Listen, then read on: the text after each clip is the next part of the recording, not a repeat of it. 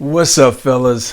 It's your boy Ihsaan. So today I got up and decided to do a photo shoot inside the home. Many of us are stuck in the house, of course, quarantine lean or teen quarantine.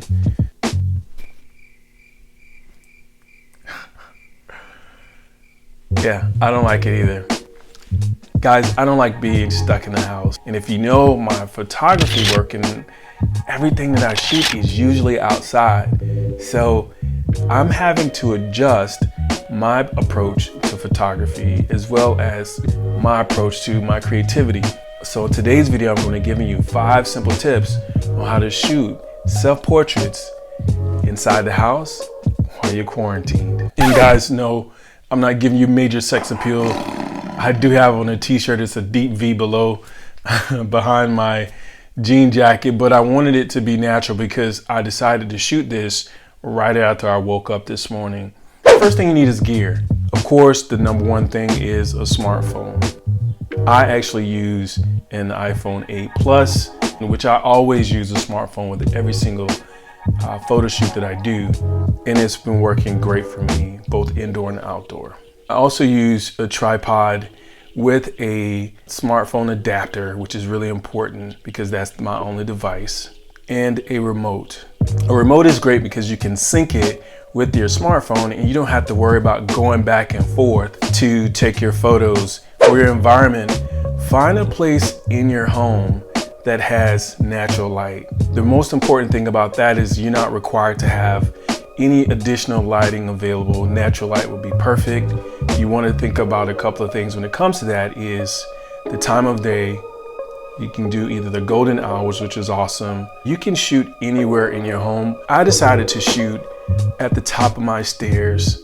It overlooks a playground. And I was just thinking, you know, there's usually kids out there playing and there's a lot of screaming and yelling and it's complete silence.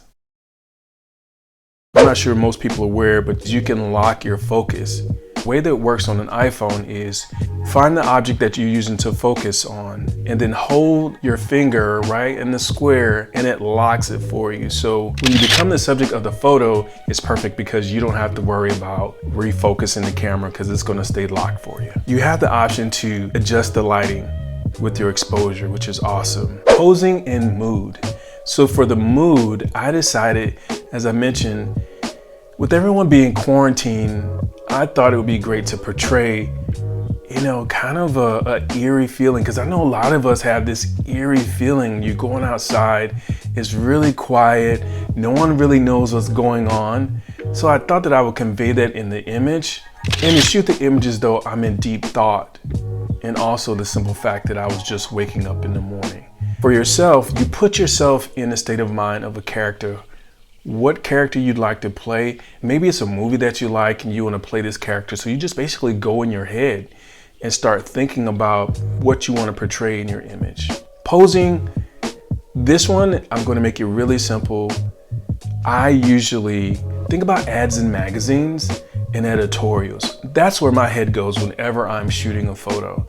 What you can do, and the easiest place to find that type of image is my go-to is Pinterest. Pinterest has so many images that you can choose from, and all you have to do is search. It could be posing for a photo or editorial. Next is editing. I use Adobe Lightroom. It's really easy and simple to use. I love it, and one of the things that I do, since I'm always using my phone as my primary camera, I edit everything on my phone. I don't have it on my computer. So usually my editing time, to be honest, is actually when I'm walking my dog. That way I'm walking the dog, she's happy, and I'm happy because I'm actually editing and maximizing my time. If you want to see what I'm wearing on a day-to-day basis, check out my Instagram. There you'll find a ton of looks that maybe you can choose from, or at least get some inspiration. Hope you enjoyed today's video, and if you have any questions or suggestions, leave it in the comments below. We'll see you next time.